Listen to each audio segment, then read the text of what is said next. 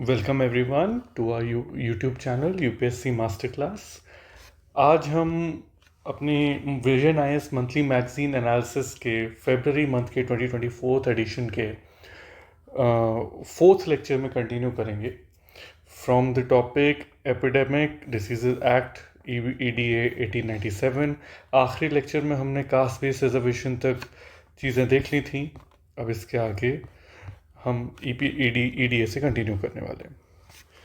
सो ये जो EDA news में क्यों है, क्योंकि जो 22nd लॉ कमीशन है इंडिया में, उसने एक रिपोर्ट सबमिट की है, a comprehensive review of the epidemic diseases act 1897 to the government of India. रिपोर्ट में क्या है? Limitation in the legal framework relating to health were prominently visible during the management of कोविड-19 pandemic.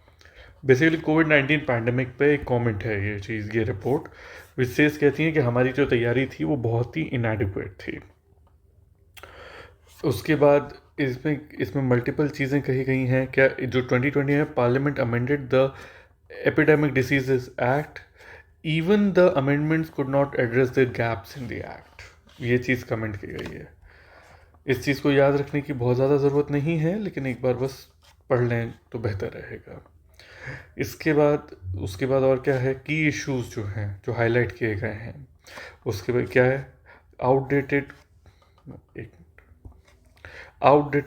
colonial era laws, lack of definition, does not define epidemic or infectious diseases, does not differentiate between outbreak, epidemic and pandemic। तो जब ये define ही नहीं करता है, different definitions को अलग अलग डिफाइन नहीं करता है, सो इन दैट केस जो है रिस्पॉन्स जो है वो बहुत ब्लर हो जाता है। जो हमारी मशीनरी है, जो डिफरेंट एजेंसीज हैं, वो किस तरह से किस सिचुएशन में कैसे रिस्पॉन्ड करना है, उनको एक सूटेबल फ्रेमवर्क नहीं मिल पाता है, और वो चीज़ जो है हमारे रिस्पॉन्स को इनएडिक्वेट, इनकॉम्पिटेंट और कभी कभी डिले भी कर देता है। ये चीज़ इस रिपोर्ट में बताई गई है। Management of epidemic. The act lacks specific guidelines for effective disease surveillance, quarantine process, and ensure availability of drugs and vaccines and disposal of infectious waste and corpses. सो ये चीज़ एक बहुत ही कॉम्प्रोहेंसिव तरीके से बोली गई है। ये चीज़ याद रखने वाली बात है। इस चीज़ को आप 2-3 स्टार्स बना के इस पॉइंट को मेंशन करें, क्योंकि लॉ कमीशन ने इस चीज़ को खुद कहा है, इसीलिए आप भी इसे अपने आंसर्स में लिख सकते हैं। Governance issues, lack of decentralisation, बहुत ही ज़्यादा एक सेंट्रलाइज वे में काम किया जाता है। Does not provide statutory power to local governments. Local government के लेवल पे पावर्स बहुत ज़्यादा डिसेंट्रलाइज नहीं की जाती हैं according to the report. Lack of demarcation of power, बहुत ज़्यादा डिमार्केशन एक कॉन्करेंट लिस्ट में। ये बेसिकली प्रिवेंशन ऑफ इन्फेक्शन और contagious diseases is a concurrent list is in the concurrent list. Center state have the power or framework to appropriate law on these subjects. जो EDA है वो specify नहीं करता authority को to take precedence in the case of disagreements between the state and the centre. जो EDA है वो authority को ये नहीं बताता कि अगर डिसएग्रीमेंट्स हो रहे हैं, अगर कोऑर्डिनेशन नहीं है, then how to proceed. This is the things which has been identified by the second law commission, 22nd law commission. इसके बाद की हाइलाइट्स ऑफ EDA। जेनेसिस कहाँ है? ब्रिटिश गवर्नमेंट ने इंट्रोड्यूस किया था to tackle epidemic and bubonic plague के time पे हुआ था। बिब्योनिक प्लेग के टाइम पे इसे इंट्रोड्यूस कराया गया था। लॉर्ड इरविन सेकंड ने इसे इंट्रोड्यूस करवाया था। उसके बाद गवर्नमेंट को पावर क्या देता है? Grants extensive power to the government to regulate, prevent and control the dangerous epidemic diseases, allow central government to inspect ships and vessels departing from or arriving at ports within its jurisdiction. Fair enough, good enough. Provides punishment. Violation of act may result in fine up to 1,000 rupees or an imprisonment up to 6 months under the section 188 of the Indian Penal Code. इस चीज़ को याद रखने की बहुत ज़्यादा ज़रूरत नहीं है, लेकिन ये चीज़ है कि ये चीज़ आपको इम्प्रिजनमेंट भी दे सकती है। 2022 में अमेंडमेंट क्या हुआ, 2020 में माफ़ कीजिएगा, the epidemic diseases amendment act 2020 was enacted to stop the violation face by the health care workers during कोविड-19 पैंडेमिक। जो वायलेंस था, जो हेल्थ केयर वर्कर्स ने वायलेंस झेला है, उसको एड्रेस करने के लिए इसे अमेंडमेंट को लाया गया था। इसके बाद definition of pandemic and its development stage. Deal ये चीज़ पढ़ने से पहले हम एक बार ये देख लेते हैं कि इसके जो वे फॉरवर्ड्स हैं, वे गवर्नेंस इश्यूज, डिफाइंड टर्मिनोलॉजीज, ये जो डिफरेंट दिक्कतें बताई गई हैं इसके बीच में, उन्हें एक बार दोबारा देख लें। Lack of demarcation of power, जिसकी हम बात कर सकते हैं। अनकोऑर्डिनेटेड जो गवर्नेंस के इश्यूज हुए बेसिकली, स्पेशली कोविड-19 के पीरियड में, जिसको ईडीए ने ढंग से एड्रेस नहीं किया, उस चीज़ को यहाँ पर डिफ़ाइन किया गया है। फिर जो लॉ कमीशन ने बताया गया, डिफाइंड टर्मिनोलॉजीज जो उन्होंने की हाईलाइट कॉम्प्रिहेंसिव प्रपोज की हुई हैं, different way forwards, which is terminologies define की जाएँ, स्टेजेस डिफाइन किए जाएँ कि डिफरेंट स्टेजेस की, एपिडेमिक क्या है, पैंडेमिक क्या है, उस पर रिस्पॉन्स क्या होगा, गवर्नमेंट कैसे रिस्पॉन्ड करेगी, सेंट्रल गवर्नमेंट कैसे रिस्पॉन्ड करेगी, स्टेट गवर्नमेंट कैसे रिस्पॉन्ड करेगी, ये चीज़ डिफाइन की जाए। क्वारंटाइन एंड आइसोलेशन को डिफाइन किया जाए। Incorporate terms of physical distancing instead of social distancing, ये बेसिकली एक टर्मिनोलॉजी है, इसका एक क्या कहें, एक सांकेतिक, एक सिग्नलिंग की गई है कि सोशल डिस्टेंसिंग की जगह फिजिकल डिस्टेंसिंग वर्ड यूज़ किया जाए, क्योंकि social distancing can mean something different which can also lead to discrimination of some sort. यहाँ पे जो आइडिया है वो डिस्क्रिमिनेशन का नहीं है, बस फिजिकल डिस्टेंसिंग का है, इसीलिए इसको बदलना चाहिए। उसके बाद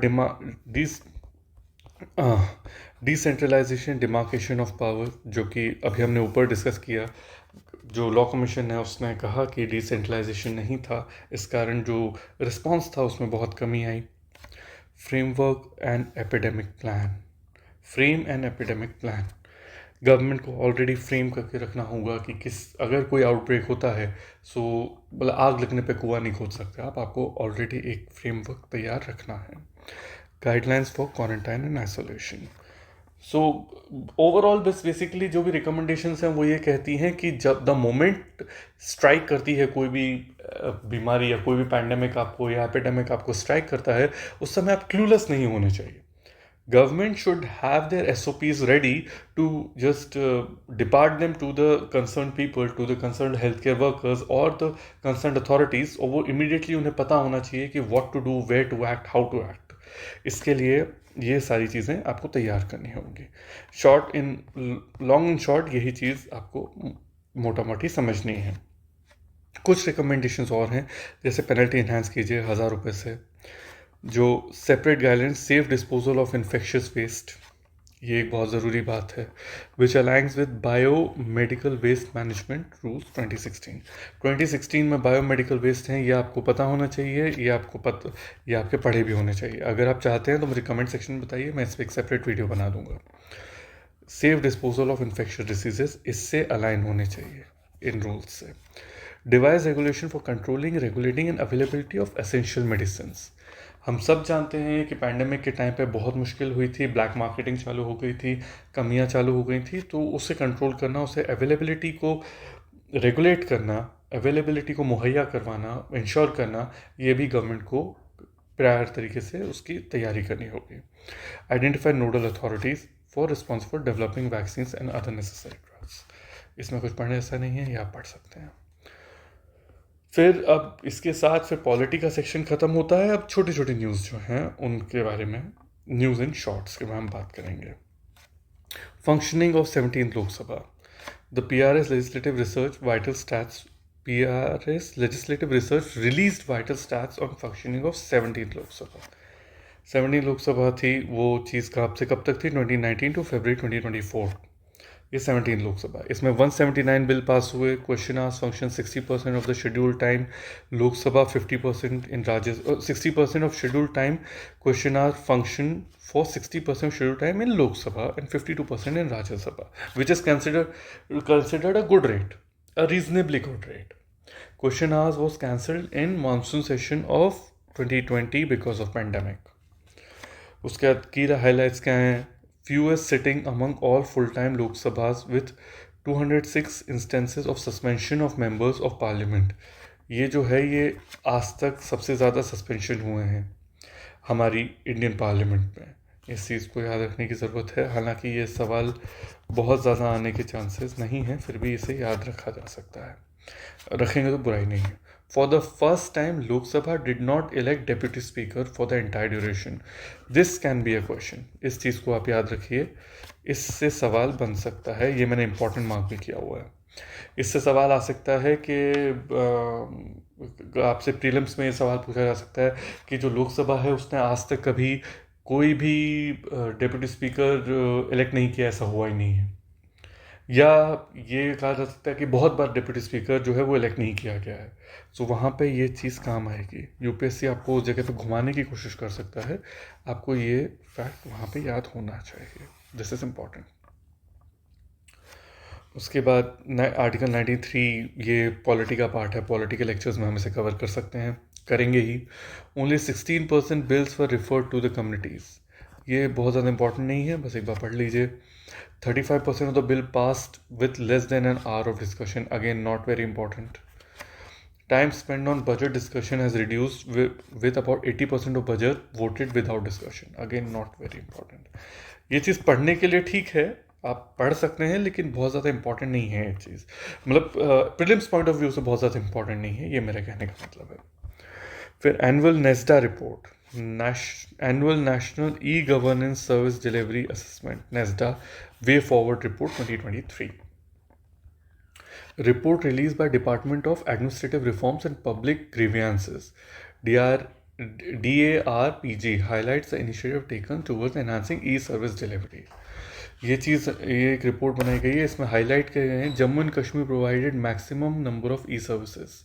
ये एक इम्पॉर्टेंट फैक्ट है। अक्सर हम लोगों के बहुत चुनिंदा स्टेट्स होते हैं जिन्हें हम बेस्ट गवर्नेंस में काउंट करते हैं, वहाँ पे जम्मू एंड कश्मीर का नाम बहुत कई बार नहीं आता है। तो ये सवाल किया जा सकता है, ये फैक्चुअल सवाल आपसे कर लिया गया तो आपको परेशानी हो सकती है, इसीलिए इस चीज़ को याद रखना ज़रूरी है। 76% of mandatory services are available and increase from 48% under the NESDA survey of 2019। अभी 76% और 48% ज़रूरी नहीं है, ज़रूरी ये है कि we are on a growth path.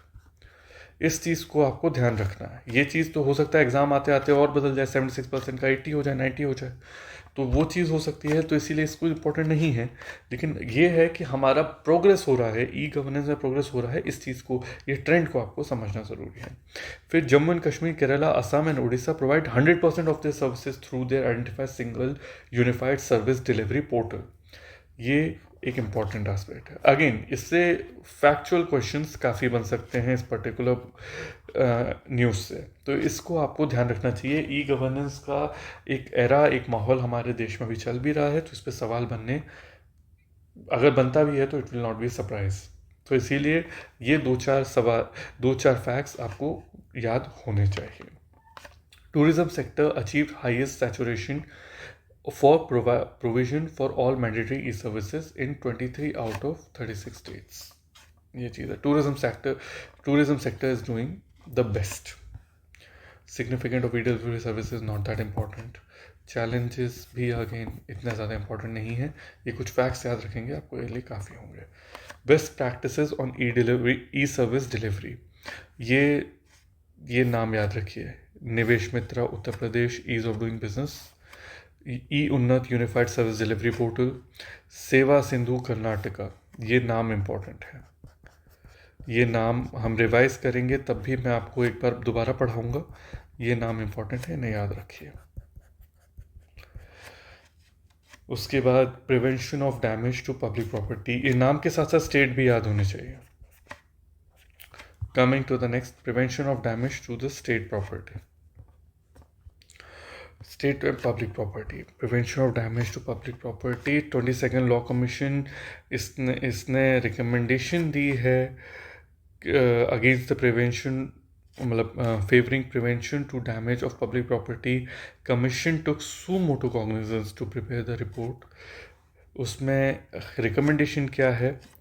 One of the condition for bail should be the deposit of an amount equivalent to the estimate value of property damage. ये रिकमेंडेशन है, ये अभी फॉलो नहीं हुई है, तो ये आप भी वे फॉरवर्ड में लिख सकते हैं, क्योंकि ये लॉ कमीशन की रिकमेंडेशन है, इसीलिए वो चीज़ आप भी अगर चाहें तो अपने मेंस के आंसर्स के लिए इसे प्रिपेयर कर सकते हैं. Enact comprehensive law dealing with wilful obstruction. उसके बाद इसमें पढ़ाने जैसा कुछ नहीं है, ये स्ट्रेट फॉरवर्ड है, इसे आप एक बार पढ़ लीजिए. ये एक लाइन इसमें याद रखिएगा, ये चीज़ आपके मेंस के आंसर के लिए काम आ सकती है. इसके अलावा आप बाकी चीज़ें छोड़ सकते हैं. आर्टिकल 19 की बात कही है, 51A की बात कही है, ये हम अपने पॉलिटी के लेक्चर्स में कवर करेंगे ही, इन्हें यहाँ पढ़ने की बहुत ज़्यादा ज़रूरत नहीं है. इसके बाद portals for modernisation of media landscape. The ministry of information broadcasting launch 4 new media related portals. है ना, कौन से पोर्टल्स हैं? Press Seva portal, navigate Bharat portal, national register for local cable operators, transparent empanelment media planning and e billing system for central bureau of communication. Transparency enhance करने के लिए, ये streamline करने के लिए, platform for interactive users and interface and government videos के लिए. उसके बाद फिर automation of the process for newspaper registration के लिए. ये चीज़ें हैं, इन्हें आप याद करें, इनके नाम याद होने ज़रूरी हैं, ये नाम याद रखें. इससे ज़्यादा आपको बहुत ज़्यादा डिटेल में जाने की ज़रूरत नहीं है, और सवाल आएंगे नहीं इसमें से, अगर आएगा भी तो छोड़ दीजिएगा, कोई प्रॉब्लम नहीं है. नाम याद रखें मगर. करप्शन, और हाँ ये याद रखिए कि ये चीज़ें किस लिए हैं, ये मीडिया रिलेटेड हैं, मीडिया रिलेटेड है, इस चीज़ को फोकस में रखें. Corruption perception index, India rank 93 out of 180 countries of corruption perception index. India was rank 85. हम लोग फिसल गए हैं परसेप्शन में. रिमेंबर, करप्शन में नहीं, करप्शन के परसेप्शन में. ये चीज़ याद रखिएगा, इस चीज़ पे आपको घुमा सकता है यूपीएससी. क्या करप्शन में फिसले हैं? नहीं, हम परसेप्शन में फिसले हैं, that too for a particular report. ये एक रिपोर्ट है जिसके अकॉर्डिंग हम लोग कर रहे हैं, इसमें बहुत उससे ज़्यादा पढ़ने की ज़रूरत नहीं है. ट्रांसपेरेंसी इंटरनेशनल बनाता है ये रिपोर्ट, बस इतना याद रखिए. और डेनमार्क जो है वो फर्स्ट रैंक हुआ है, उसके बाद फिनलैंड आता है, न्यूजीलैंड आता है, नॉर्वे आता है. इनको भी याद नहीं रखेंगे तो चलेगा, डेनमार्क को याद रखिए, वो ज़रूरी है. इसके बाद आता है pandaram land. Lakshadweep administration continue to number trees on pandaram land.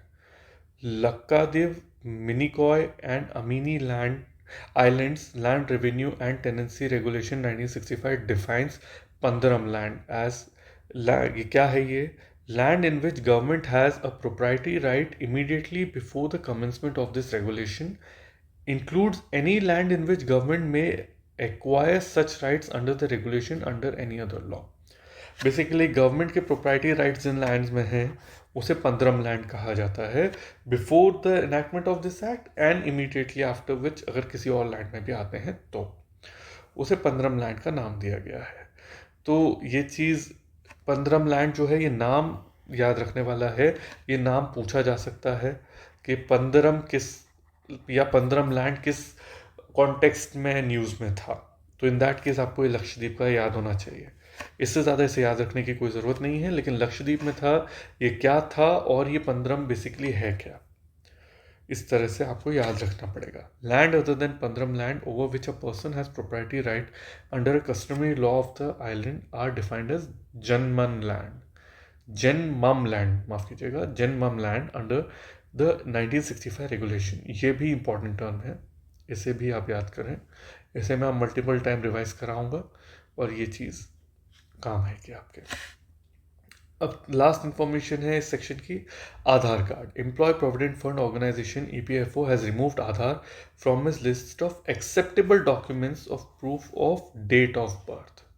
Aadhaar is considered, ये चीज़ बार बार याद रखनी चाहिए. ये चीज़ CA के टाइम पे भी कही गई थी कि आधार का एक्चुअली बेसिस क्या है. आधार जो है उस ना सिटीजन का प्रूफ है, ना डेट ऑफ बर्थ का प्रूफ है. आधार जो है is a proof of identity. It is not a proof of citizenship और डेट ऑफ बर्थ. इस चीज़ को आपको याद रखना है. ये क्वेश्चन आ सकता है, what Aadhaar signifies. Aadhaar provides what? Aadhaar proves a proof of identity, that's it. उसके बाद आधार क्या है, 12 डिजिट यूनिक रैंडम नंबर है। ये UIDAI स्टैट्यूटरी बॉडी है, वो सिर्फ गवर्न करती है। 2016 एक्ट में आधार एक्ट आया था। कंटेन्स डेमोग्राफिक क्या क्या हो, name, gender, DOB address, biometrics लेते हैं। ये सबसे ज़्यादा इंपॉर्टेंट है कि बाकी लोग भी, बाकी जगहों पे भी नेम, जेंडर, DOB एड्रेस लिया जाता है, कोई बड़ी बात नहीं है। आधार यूनिक क्यों है? क्योंकि ये बायोमेट्रिक भी लेता है, आपके fingerprints, iris scan, facial photograph, तभी तो ये आइडेंटिटी प्रूफ है। क्योंकि बाकी डॉक्यूमेंट्स भी इस चीज़ को लेते हैं, इसीलिए ये डॉक्यूमेंट भी ले, तो इसमें यूनिक क्या है? इसमें यूनिक ये है कि बायोमेट्रिक है, और इसी कारण इसे आइडेंटिटी प्रूफ माना जाता है, लेकिन सिटीजनशिप प्रूफ नहीं माना जाता है। ये चीज़ सवाल आ सकता है, ये इंपॉर्टेंट क्वेश्चन है, इंपॉर्टेंट इन्फॉर्मेशन है, इसे आप ज़रूर याद रखें। इस पर सवाल बन सकता है, और अगर बनता है तो अच्छा सवाल होगा। On that note, we are done with our polity section for the month of February 2024. Vision Eyes monthly magazine analysis. In the next lecture, we will start from international relations. As of now, take care of yourselves. Thank you so much for watching the video. This is your host and your mentor signing out.